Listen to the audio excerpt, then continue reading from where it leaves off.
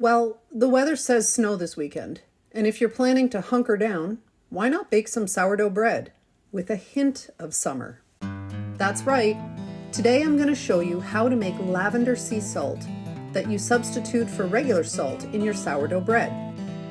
This is really simple, and yet I've seen this salt sold at markets for upwards of $10 a jar. All you need are lavender buds, sea salt, and a mort and pestle. Or, if you have a coffee or spice grinder, that works too. Lavender is by far my favorite scent, and I grow it all over my property. In the fall, I harvest and dry the lavender so I can use it in my wintertime projects, usually to make soap, salves, and body butters.